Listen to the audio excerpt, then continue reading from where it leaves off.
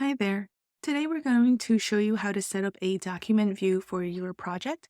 In this case, it is a playground park assessment. And we already have one element of information here, which is great. And in the template, you'll find that there is a document view already built out. And I'll show you how you can get to here with a few quick, easy steps. So first, we're going to create the view. So if you didn't have this already, and all you had was information, I recommend you fill out, once you set up your fields, and I suggest you fill out the information in it because it makes setting up the document view easier because you'll see both the name of the field and the information in it. We're going to create a new view.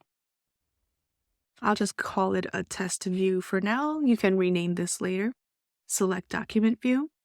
I like selecting default, that way everyone knows that view is there and you can see it, but there are different visibility settings as you can see. And for this, that was set up as a single element document view. Summary views are tables, you can think of them as schedules, but for today, we're using a single element document view, and we'll create the view.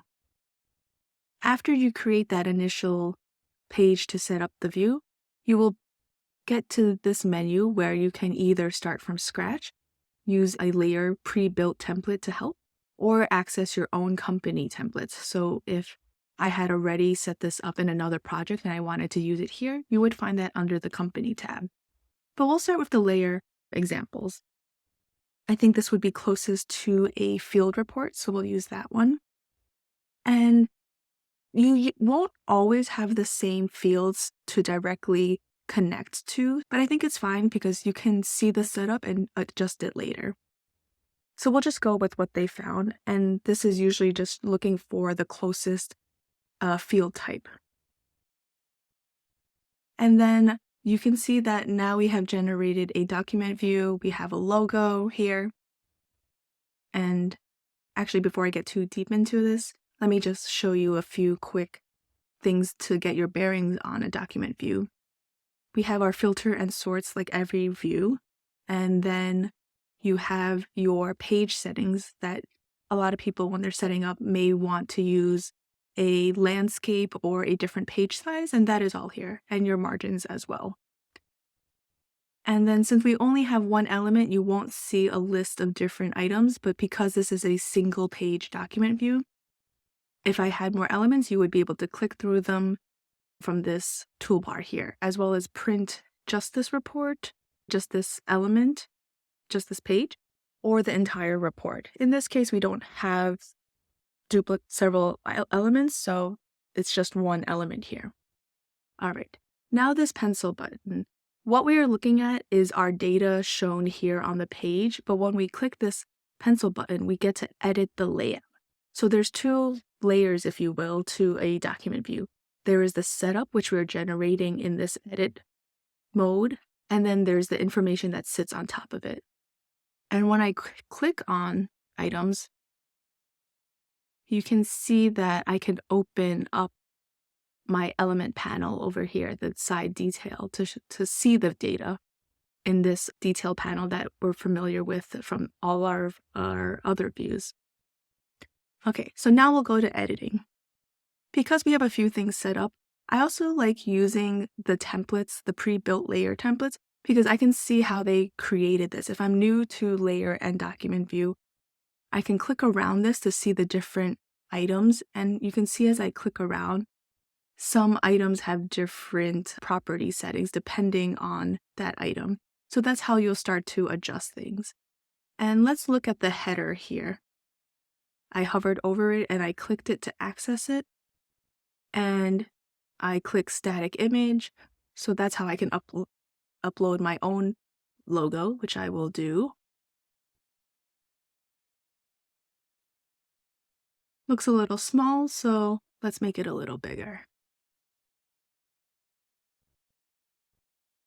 Let's try that. And then I can update this. If I wanted to, I can change the name.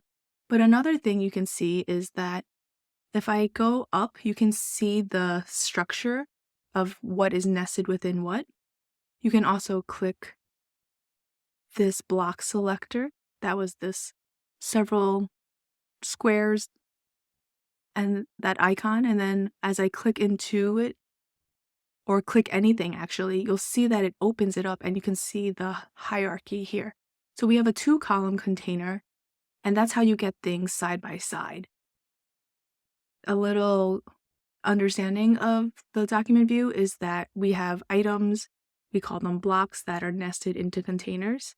You have some items that you'll use more so to build the layout, and then you'll have our metadata here, or element data, and then you'll have the specific fields that you have built into your project. They are here in the same order as they are in your element detail panel.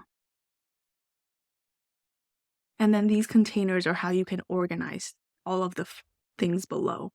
So when you have a container, and I'll zoom in so you can see that a little better, when you add items in it, and you add by clicking and dragging,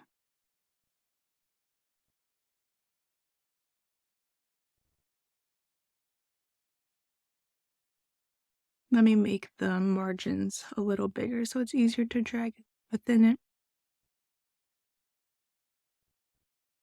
You can see that as I'm adding things, they're all just stacking one on top of each other. And that's just the default setting for the container. And I'll get into a little more detail about that in a little bit. So that's why if you want to have one group of objects side by side to another one, instead of just stacking up and next to each other, because if I put this static image in the same container, it just goes to the bottom. So that's why you need the 2-column containers to start getting things side by side. As you can see here, this container is in a 2-column container, and that's how we get things side by side. So let me delete, oops, I meant to delete this entire container because we don't need that. Let's say I didn't mean to do that. I could hit the undo button, but I did want to, so I'll delete that. And to get it a little closer to what I had before, let me just take a look at what we have here. I don't really want this general conditions that was from the template. We don't really need that here. Don't need this 2-column container, but this is set in a footer. But this footer is quite large, so let's make it as a lot tighter. And then I think I'll just, in this static text, I'll just write ABC. Architecture, 1, 2, 3, State Street.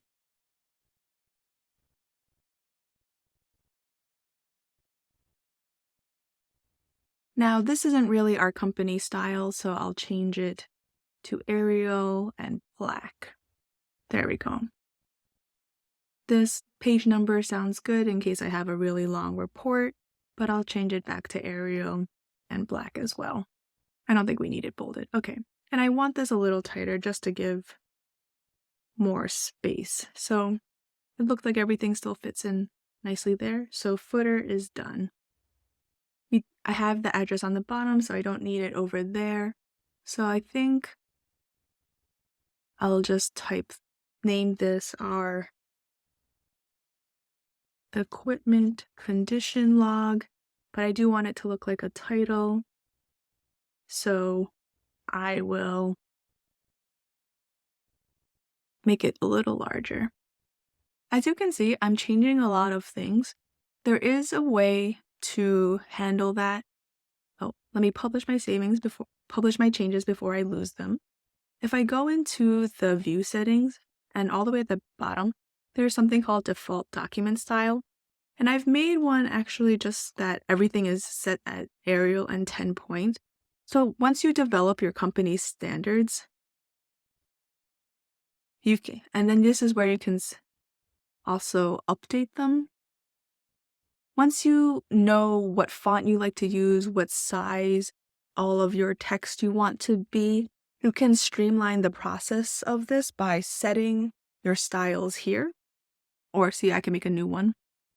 Setting them the way you like things. That way you don't have to change it every time you drop it. But because I'm gonna save this. So anything new I place on will have the document styles.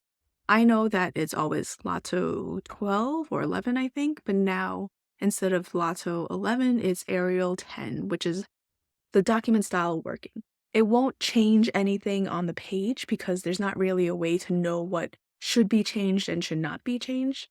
But anything new that you add to the page will have this document style enforced. So we have our equipment condition log, and then I'm going to create some sections. But it looks like I'm going to get rid of these things because I don't need them. One thing I do like to do, actually I don't need this either.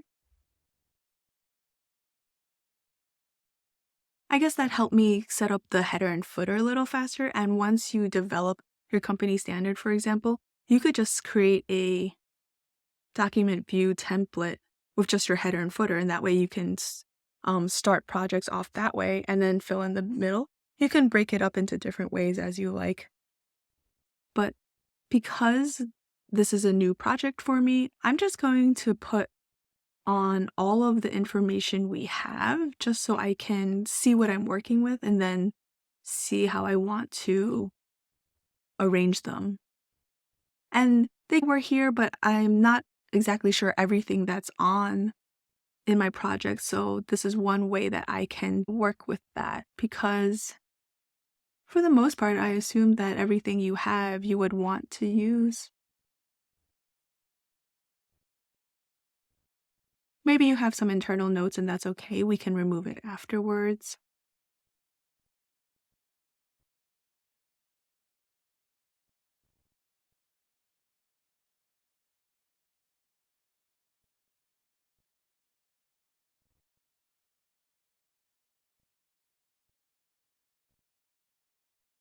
References is our annotations that you've dropped onto a drawing view. So you can put those on your document views and that's very helpful.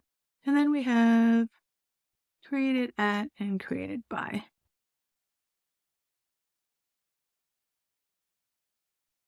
Okay. This I'll get rid of element name. Okay. I'll leave this 2-column container because I think I will use it. Field photos I have over here, so I'll just get rid of that. Okay. And let's create some sections. We have a separator tool.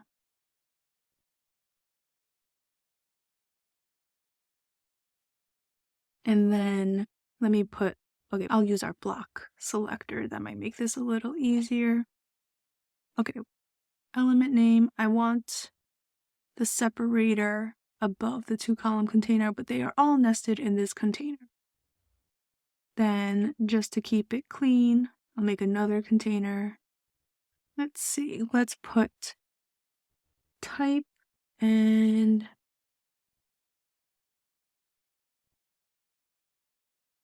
barcode. I think it'll be easier if these are bolded.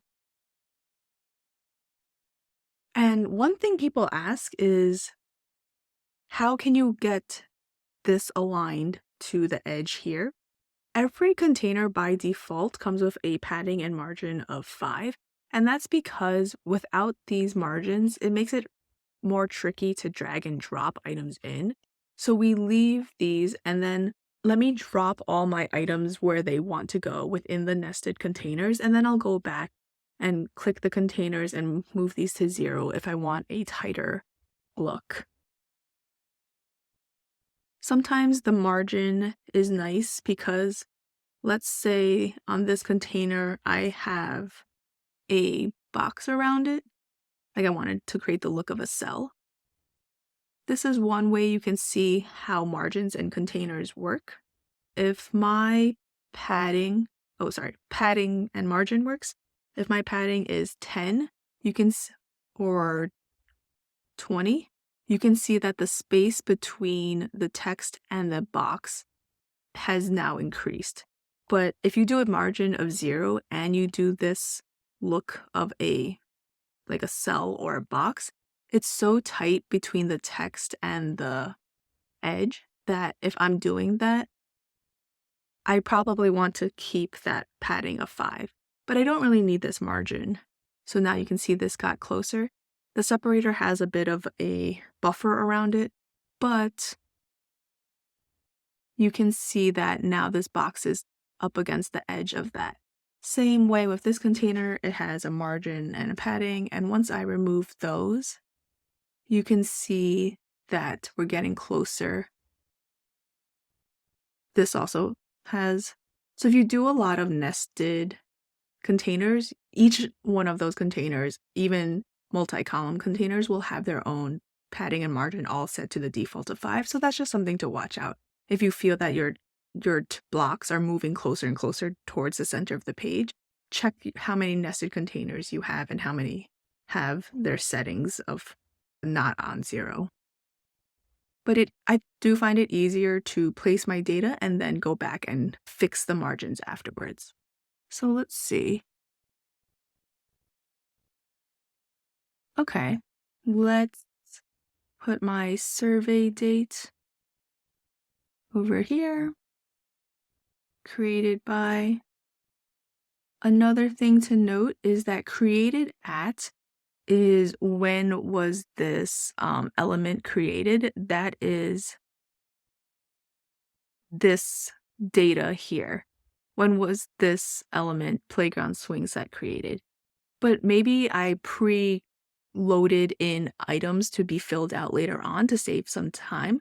So you'll want to use your survey date here and use this data so you can manually control it. That's why survey date and created at date are 2 separate items. And because of that, I don't need this. But let's bold this, and I want to justify this to line it to the right edge.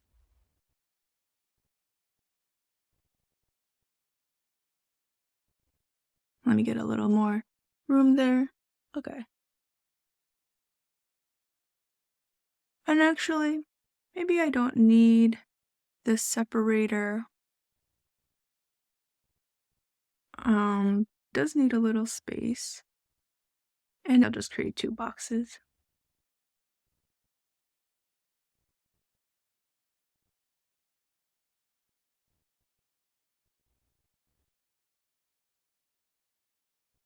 Okay. And another thing I want to show is that, as I was saying, if I put 2 items just next to each other, they will always stack vertically.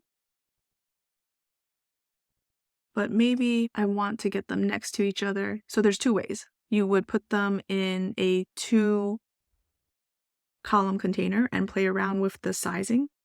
Or we have another setting on containers. Let me just get this the right look. In that, if I use a container, drag these items into the container, and then set this container to row, now my items are next to each other. Let me just make them the same size.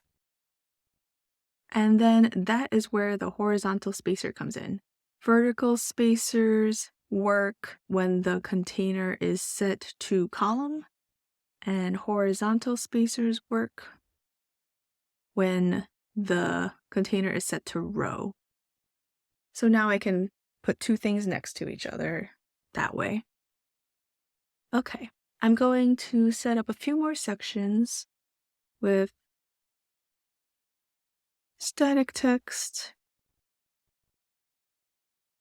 Static text means that it is the same on every sheet.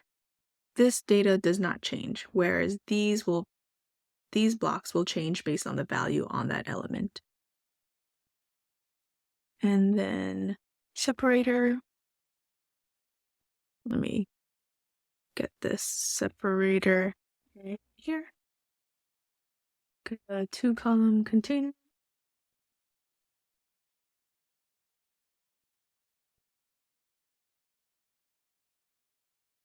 Okay, I'll update that in a second. Let me just keep getting the look right. If you already have a pre-built layout, then that's helpful because you're not figuring out what to build. You're just recreating it. Having some kind of existing template is helpful, or use a layer template.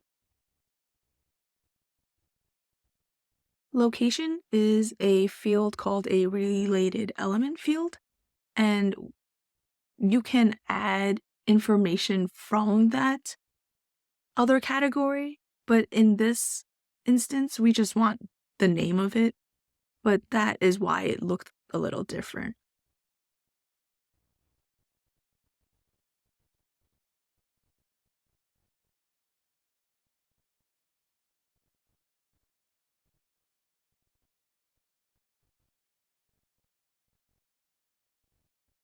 Okay, so it looks like everything is in the place I want it. I just have to get it to look consistent.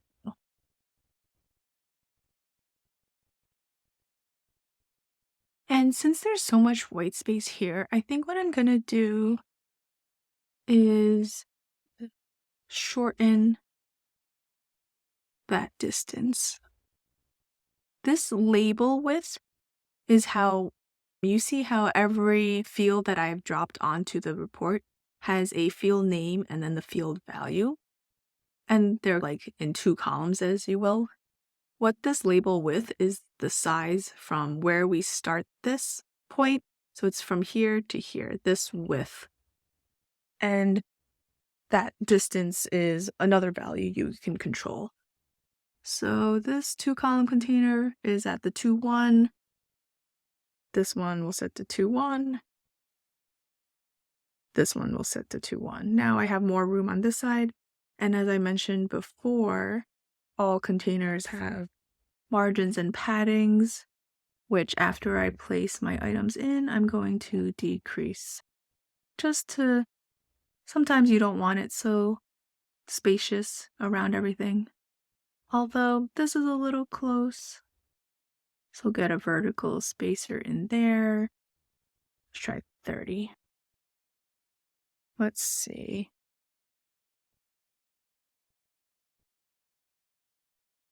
I'm just curious. Lighting, fencing, pathway issues. A long name. 240, but I think 240 might be a little big. So actually, go back. We'll put this at the end. Oops. Above. Okay. Switch it up a little. And publish my changes. And now we have our document view. All right. Let me know if you have any questions, and I hope that helps you with setting up beautiful document views in Layer.